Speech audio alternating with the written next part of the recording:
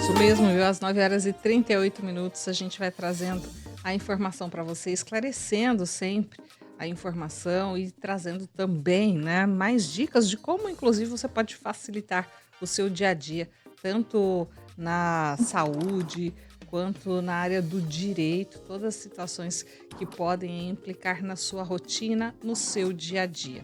E no Explicando Direito de hoje, desta quinta-feira, o assunto é isenção de imposto de renda para aposentados. E para a gente falar sobre este assunto, nós vamos conversar por videochamada com o sócio fundador do escritório Lima e Pêgulo Advogados Associados, Henrique Lima, que nos atende por videochamada nesta manhã. Um bom dia, seja muito bem-vindo. Bom dia, Karina. Bom dia, ouvintes do CN. Obrigado pela oportunidade de falar desse tema que é tão importante, Karina. Pois é, né? E aí, bom, benefício, né? Ainda mais quando a gente fala em isenção de imposto, todo mundo já aciona o radar. E aí, ainda mais na aposentadoria, né? Em que a pessoa ela tem outros gastos adicionais, né? Outras situações que, se ela puder ter um benefício aí de imposto, de alguma forma, isso vem como uma notícia incrível, né. Mas e aí? Como é que faz? Quem é que tem direito de ter esse benefício de isenção de imposto de renda na aposentadoria? Karina, eu quis trazer esse tema e eu sugeri esse assunto para a pauta, porque o ano passado teve uma notícia do governo federal com uma proposta para acabar com essa isenção, para mexer. E assim, eu quero deixar bem claro que não teve nada aprovado, não tem nada, né, certo. A princípio, continuam valendo as regras que a gente já tem há anos. E não é uma novidade, esse é um direito que está, pelo menos, né, no Brasil desde 1988, 89, com a Lei 7713, então, um benefício antigo. Eu tenho livros, né, esse tema é tão assim, interessante, chama tanta atenção, que nos meus artigos os mais acessados são os relacionados a esses assuntos. E eu tenho um livro, né, bem extenso sobre o tema, e eu gosto de chamar a atenção para o seguinte: as pessoas falam em isenção de imposto de renda para moléstias graves. Então, elas colocaram na cabeça que o aposentado, o pensionista que tiver uma moléstia grave. E o que, que acontece? Daí, isso confunde as pessoas. Por quê? Nas 16 hipóteses de isenção de imposto de renda por doença, né, eu coloco assim: o nome do meu livro é Isenção de Imposto de Renda para Determinadas Doenças. Eu não uso grave. Por quê? Porque dentro dessas 16 tem algumas hipóteses que não exige que ela seja grave, tá? Para ter direito à isenção. Então, em primeiro lugar, quem tem direito são os aposentados e pensionistas. Não importa se é uma aposentadoria por idade, por tempo de contribuição, rural, especial, não importa o tipo, por invalidez, não importa o tipo de aposentadoria, tá? Inclusive, também entra a questão da previdência privada, da previdência complementar, também alcança esse direito.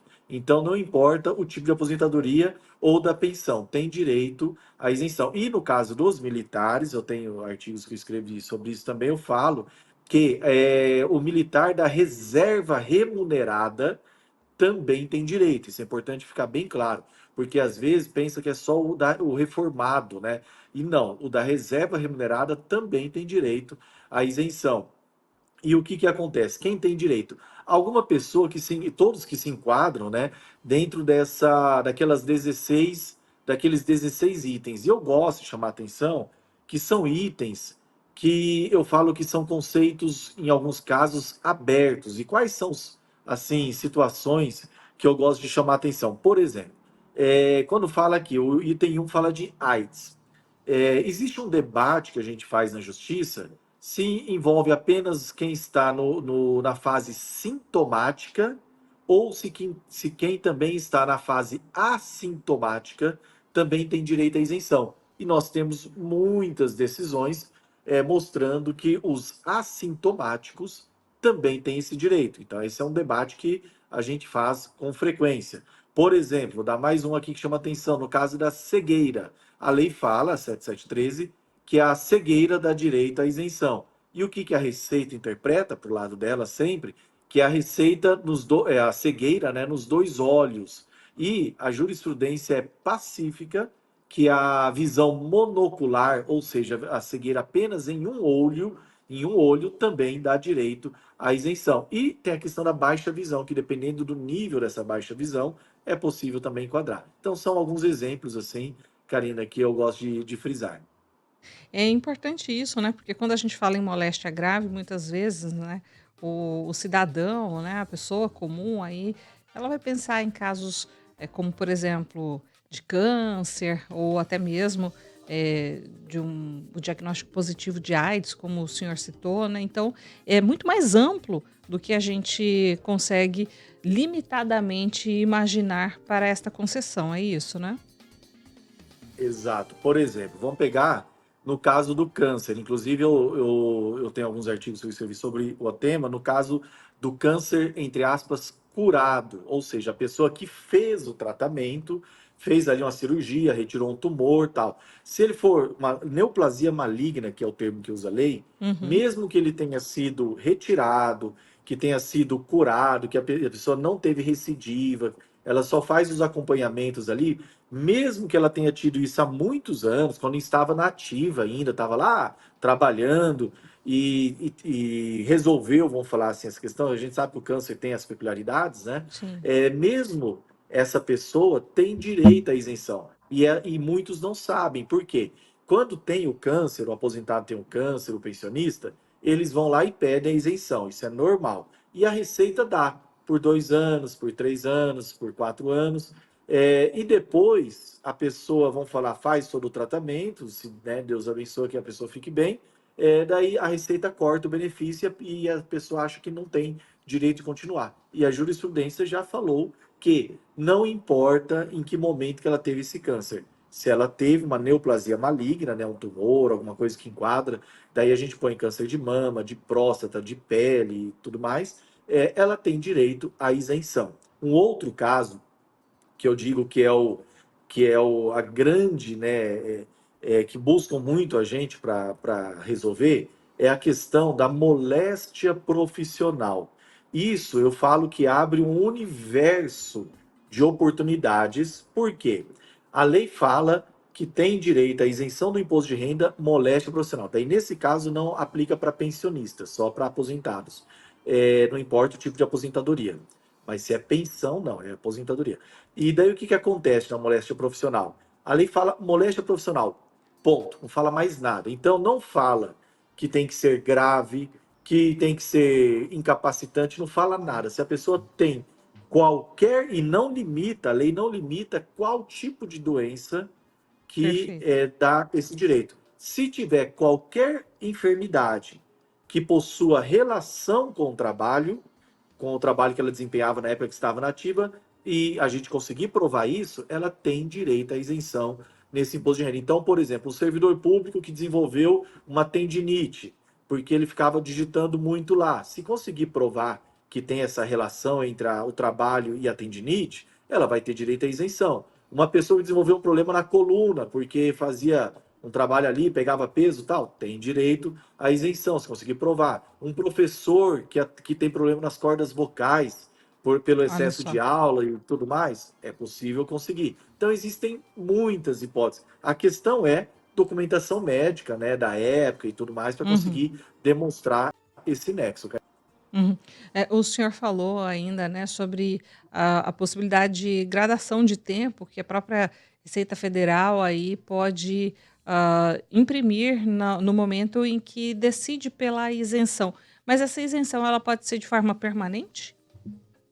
Sim, essa isenção é permanente, por exemplo, no caso de um câncer, no caso, né, de AIDS, é porque a maioria dessas doenças que tem, por exemplo, doença de Parkinson, elas são doenças consideradas incuráveis, assim, né? A hanseníase, por exemplo, mesmo ela tratada e curada, é possível continuar, tá? Agora, existem casos que a pessoa tem que ter, por exemplo, cardiopatia grave. Se ela desenvolveu uma cardiopatia grave, e sei lá, que tipo de tratamento que ela fez, que de repente resolveu o problema, daí ela, né, daí já não é permanente porque ela não tem mais. É que no câncer é considerado uma doença que tem que ter um acompanhamento muito cuidadoso, que ele pode voltar. Por isso que é considerado, tem essa peculiaridade aí no câncer. Doutor, ainda, muitas vezes, né, o aposentado, o contribuinte, ele está realizando ali a sua declaração de imposto de renda anual e continua fazendo os pagamentos, né, daquilo que é descontado, inclusive, muitas vezes até em folha. Ah, É possível reaver valores pagos indevidamente a um paciente que já tinha o diagnóstico, mas ainda não tinha se ligado nessa possibilidade de solicitar a isenção do imposto de renda. Ele consegue reaver esses valores? Consegue receber os retroativos dos últimos 5 anos, tá? É muito importante.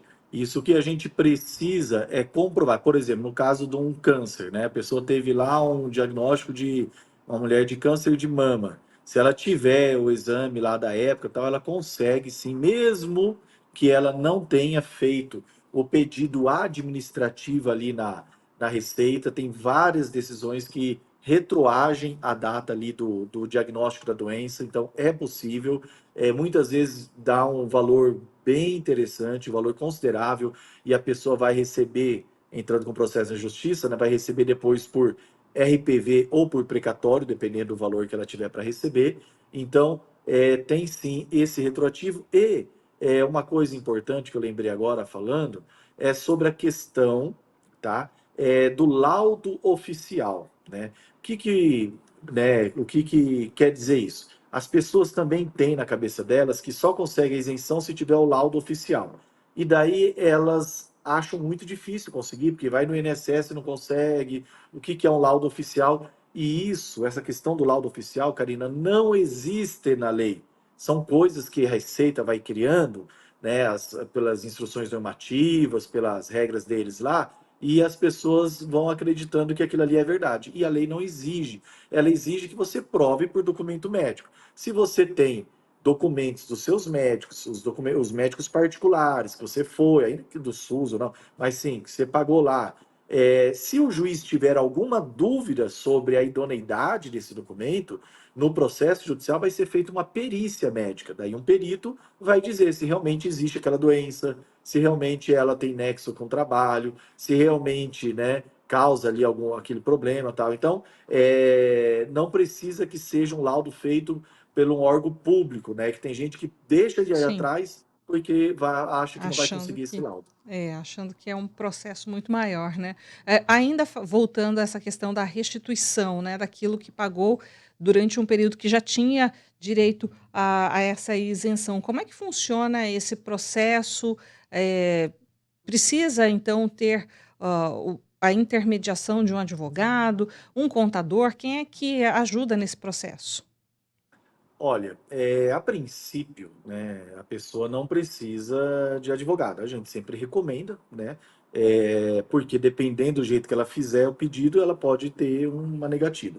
Mas ela, a princípio, pode fazer sozinha. Ela vai na fonte pagadora dela. Se é servidor municipal, vai direto lá no Instituto de Previdência do município. Se é estadual, a mesma coisa. Se é federal, ou vai na Receita, ou vai no INSS. Então, daí depende de onde que ela recebe a aposentadoria ou a pensão dela. E o que acontece? Eles vão ter lá os formulários, os requisitos, as exigências e tudo mais. Se é, demorarem demais para darem uma resposta, que às vezes acontece a pessoa pedir e nem resposta ela tem. Se demorarem mais de 30 dias, dependendo do estado, 60 dias.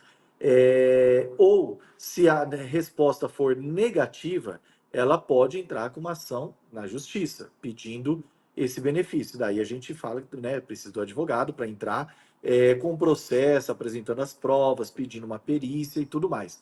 A questão que é muito importante frisar também, Karina, é que não é obrigatório, né, por lei, que a pessoa passe antes na Receita, no Instituto de Previdência, que ela faça o pedido administrativo.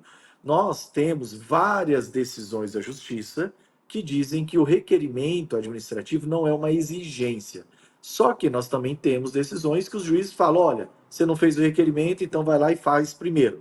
Daí, para evitar a gente ficar fazendo recurso, demorar um tempo lá para julgar recurso, tudo, a gente faz um pedido ali, que a gente tem já pronto, né, uma petição solicitando, e espera os 30 dias ou a resposta do órgão ali. Se ele não responde, a gente apresenta para o juiz e fala, ó, foi feito o pedido e eles não deram bola aí para o que pedimos. E daí a justiça continua. Então, obrigatório fazer o pedido não é, tá? Se a pessoa quiser tentar sozinha, ela pode. É claro que ela, com assessoria, ela vai ter mais chance de êxito.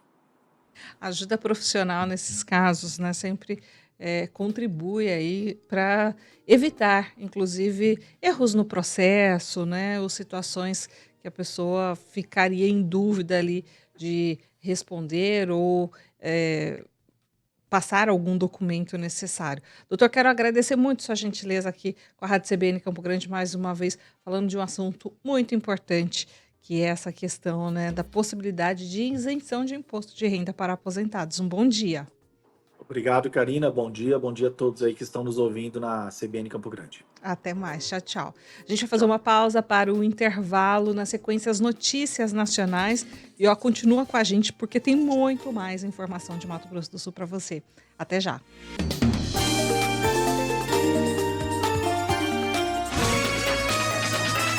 CBN Campo Grande. Oferecimento Shopping Campo Grande. Faça parte do programa de benefícios do Shopping Campo Grande.